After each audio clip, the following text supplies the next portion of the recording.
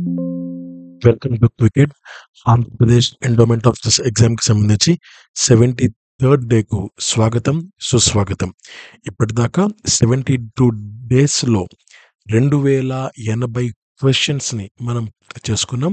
And పూర్తి చేసుకున్నామంటే videos ద్వారా పూర్తి చేయడం మాత్రమే కాకుండా ఎవరైతే ప్రిపరేషన్లో భాగంగా పూర్తి చేసుంటారో ఖచ్చితంగా వాళ్ళు వన్ ఆఫ్ ది బెస్ట్ పొజిషన్‌లో ఉంటారు. ఇంత కాంపిటీషన్‌లో మనము ఆ లెవెల్‌లో చదవగలిగితేనే ఒక ఉద్యోగాన్ని ఆశించే కెపాసిటీ మనకొస్తది. లేకపోతే మన మనసే మనకు ఒప్పుకోదు. Fine. So, let's start the video. First question ఈరోజు శంకరాచార్యుడు ప్రధానంగా బోధించిన సత్యం అద్వైతం కాగా దానిని సమర్థించడానికి వేటిని సిద్ధాంతకరించాడు అంటే ఆన్సర్ మాయావాదం, సత్తావాదం. తర్వాత ఏరువాక పున్నమి ఎవరికి సంబంధించిన పండుగ అంటే వ్యవసాయదారులకు సంబంధించిన పండుగ. నెక్స్ట్, అగ్రవర్ణాలని చెప్పబడేవారు తమ కింద కులాల వారిని చులకనగా చూడరాదని తెలుపబడుతున్న పురాణం ఏది అంటే గరుడ పురాణం. నెక్స్ట్, ఇంటికి వచ్చిన అతిథులను గౌరవించాలని పేర్కొనబడిన పురాణం ఏది అంటే బ్రహ్మ వైవర్త పురాణం. నెక్స్ట్ క్వశ్చన్, శివకేశవుల మధ్య భేదభావం చూడరాదని వివరించిన పురాణం ఏది అంటే విష్ణు పురాణం.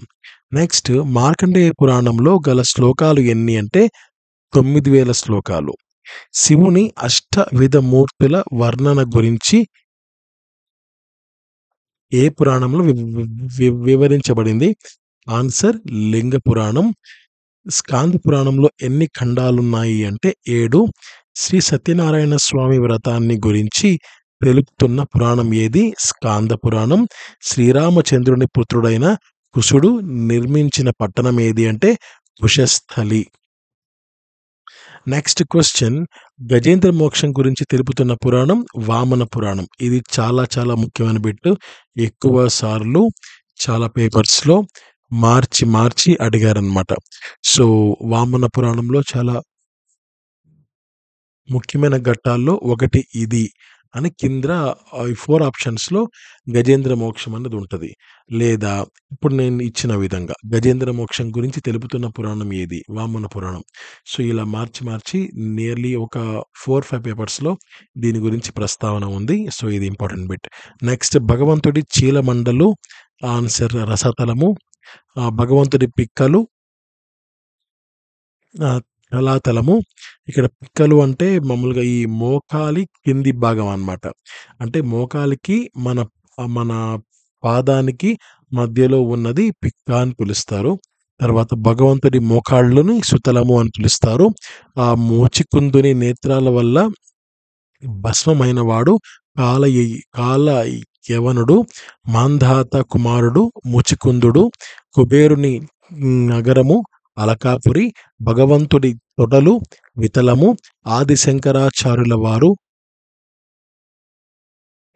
మతపరంగా చేసిన సంస్కరణలు ఏవి అంటే జైన బౌద్ధ మతాలను హిందూ మతంలో ప్రబలి ఉన్న కాపాలిక వంటి దురాచారాలను విధానాలను ఖండించాడు.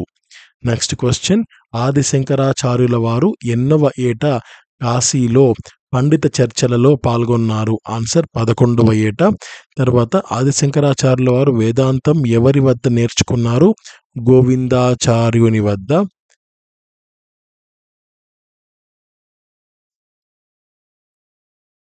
నెక్స్ట్ క్వశ్చన్, గంగావతరణం వలన భగీరథునికి ఏ ప్రయోజనం కలిగింది?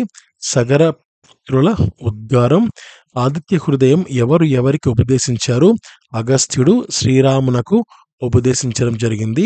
తర్వాత దివ్యాస్త్రాల్ని ప్రదర్శించకూడదని అర్జునికి చెప్పి వారించిందెవరు? ఆన్సర్ నారదుడు. కాలకంజుని పౌలోముని వాళ్ళిద్దరిని ఎవరు వధించారు? అర్జునుడు. కాలకంజుని పౌలోముని వీరు ఏ ప్రాంతంకి సంబంధించిన వారు?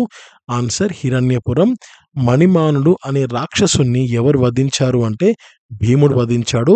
అగ్నిదేవుడికి ముఖాలు ఎన్ని అంటే 7 ముఖాలు. తన ప్రాతివర్త్యమును పాత్రివర్ ప్రాతివర్త్యమును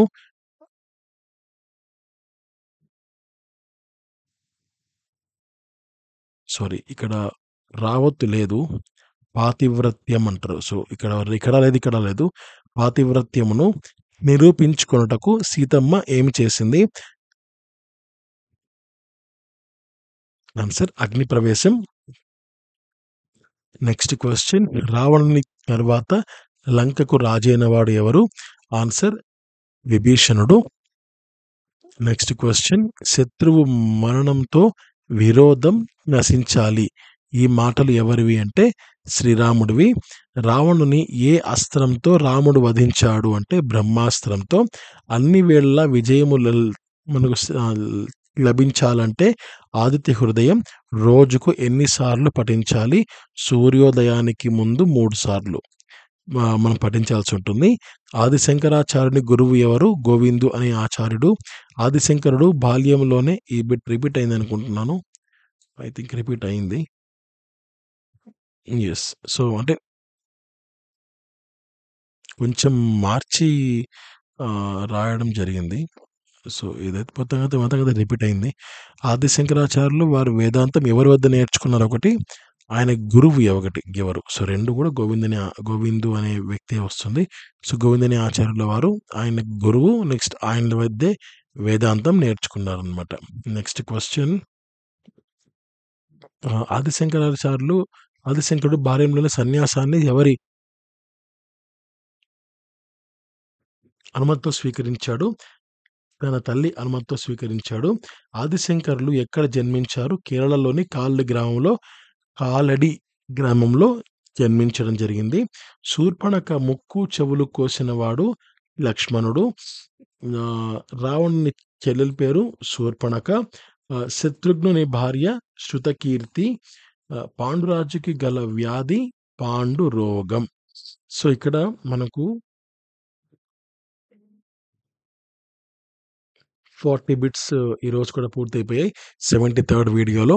సో, ఇప్పటిదాకా మనము మన కౌంట్ వచ్చి 2120కి చేరుకుంది. అండ్ ఒక 2 ముఖ్యమైన విషయాలు. ఒకటేంటంటే ఎక్కువ మీరు బిట్స్ కోసం అని చెప్పి 1 నుంచి 2000 వరకు ఉన్న ముఖ్యమైన బిట్స్ అన్ని ఒక పీడిఎఫ్గా నేను రూపొందించి కింద ఇవ్వడం జరిగింది. అండ్ ఎవరైతే ఈ వీడియో ఫస్ట్ టైం చూస్తున్నారో వారి కోసం నేను చెప్తున్నాను. సో, ఆ పీడిఎఫ్ని మీరు డౌన్లోడ్ చేసుకోవచ్చు. It is a printer friendly. తర్వాత ఎక్కువ మందికి వీడియో షేర్ చేయండి. అండ్ ఎక్కువ మందికి ఉపయోగపడే విధంగా దయచేసి మీరు సహకరించండి. తర్వాత నోటిఫికేషన్ రీసెంట్గా నోటిఫికేషన్ వచ్చింది ఎండోమెంట్కి సంబంధించి. దాంట్లో కేవలం ఒకే పోస్టే ఉంది. మిగిలినవన్నీ లోకల్ కేటగిరీ వారికి ఉన్నాయి. అప్లై చేయాలా వద్దా అని ఒక 3 నాకు మెసేజ్ చేశారు. మెసేజ్ అంటే ఈమెయిల్ చేశారు. సో, వారికితో పాటుగా అలాంటి ఆలోచన ఉన్నవారికి నేను చెప్పేది ఏంటంటే, ఒక పోస్ట్‌కి అప్లై చేయాలా వద్దా అనేది నన్ను సజెషన్ ఒక 3 అడిగారంటే వాళ్ళకి నేను సమాధానం ఏం చెప్పాను అంటే, అప్లై చేయండి. ఆ ఉద్యోగం వస్తదో రాదో ఎవరికీ తెలీదు. మేబీ మీకే రావచ్చు కూడా.